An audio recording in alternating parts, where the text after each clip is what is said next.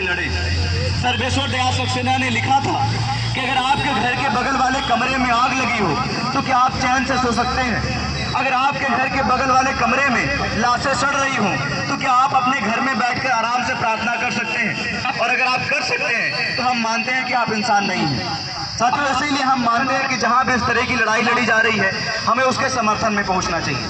चूंकि हमें सूचना नहीं थी और बड़ी संख्या में हम इस आंदोलन के समर्थन में आते और आप लोगों का हम को यकीन दिलाते हैं कि कभी भी इस तरह का आंदोलन होगा तो हम लोगों की तरफ से केवल दिशा छात्र संगठन की टीम नहीं बल्कि हम लोगों के संपर्क में विश्वविद्यालय में जो भी छात्र पढ़ाई करते हैं, तैयारी कर रहे हैं, उन छात्रों के साथ इस तरह के आंदोलन में हम लोग मौजूद रहेंगे।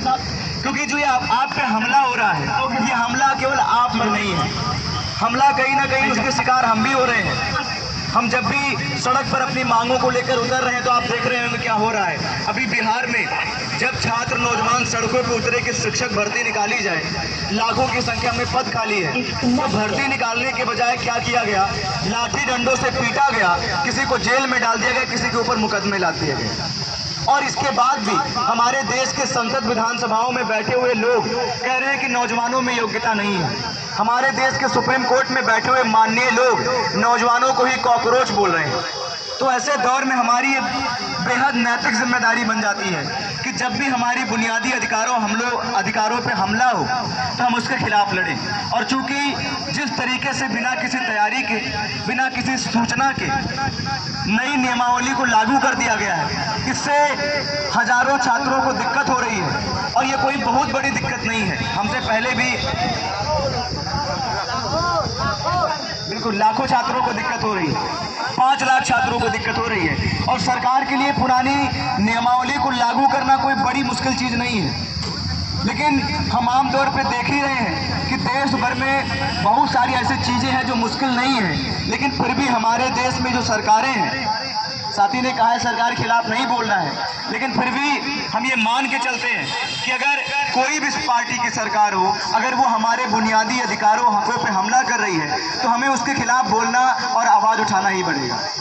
और अगर सरकारें हमारी बात मान लेती हैं तो हम उसके खिलाफ नहीं होंगे, लेकिन जब तक सरकारें हमारी बात नहीं मानेंगी इन मुद्दों को लेकर हम लोग लड़ेंगे। चूँकि बहुत सारे साथियों ने अपनी बहुत सारी बातें रखी हैं, इसलिए बहुत सारी बातें हम नहीं रख रहे हैं, बस कुछ चीज़ें हम इंगित कराएंगे जो हम लोगों को दिक्कत हो रही है। और हम चाहेंगे कि आप लोग भी, जब हम लोगों की कोई लड़ाई हो तो उसमें भी आप भी शामिल होंगे। जैसे हम लोगों की अभी लड़ाई क्या है, हम लोग इलाहाबाद विश्वविद्यालय में पढ़ाई करते हैं और इलाहाबाद विश्वविद्यालय की फीस आए दिन लगातार बढ़ाई जा रही है। एकाएक इलाहाबाद विश्वविद्यालय की फीस पहले 4 गुना बढ़ाई गई और अब हर साल यूजी का 10% और पीजी का 14% बढ़ाया जा रहा है। नतीजा क्या है, आम गरीब घरों से आने वाले बेटे बेटियां विश्वविद्यालयों की दहलीज तक नहीं पहुंच पा रहे हैं। और सारे जो सरकारी संस्थाएं थी उसको लगातार बंद और बर्बाद किया जा रहा है। नीति आयोग की रिपोर्ट आपने देखी होगी कि 1 लाख से ज़्यादा प्राइमरी स्कूल हमारे देश में ऐसे हैं जहां पर केवल एक मास्टर। अब हम चाहते हैं जितेंद्र चतुर्वेदी सर अपना विचार रखें और छात्रों को बताएं और सरकार को ये संदेश दें कि हम अपनी मांग को लेकर रहेंगे, आपको देना होगा। साथियों नमस्कार, भाइयों बहनों, आप सब लोग यहाँ पर एकत्रित हुए हैं, कारण सब लोग जानते हैं, हम भी उसी समस्या से पीड़ित हैं जो आप लोग, और हम लोगों की मांग यही है कि अभी तक 2011 से हम लोग प्रविधि कला से सहायक अध्यापक की परीक्षा देते आए हैं। किसी न किसी कारणवश हम लोग सेलेक्ट नहीं हो पाए, लेकिन आगे उम्मीद थी कि आने वाली भर्ती में हम लोग ज़रूर सेलेक्ट होंगे। लेकिन अचानक हम लोगों की प्रविधि कला की जो योग्यता है वो इस सहायक अध्यापक से हटा दिया गया है और उसमें जो है ग्रेजुएशन प्लस बीएड रख दिया है। इससे हम लोगों को काफ़ी परेशानी है और आने वाली इस बड़ी भर्ती में हम लोग फॉर्म नहीं भर पाएंगे। और इस पड़ाव पर अगर ये स्थिति आ जाए तो काफ़ी दुखद होती है।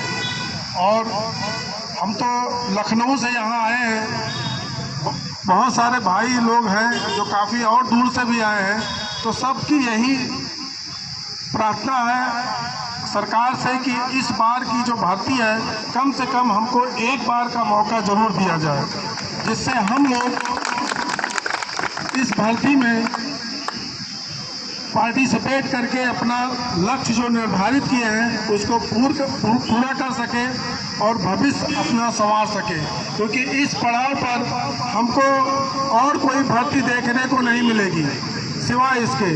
और सरकार से मेरा अनुरोध है कि हम सभी लोगों के मानवता के आधार पर ये विचार करें और प्रविधि कला को इस नई भर्ती में कम से कम एक बार का मौका जरूर दिया जाए। धन्यवाद।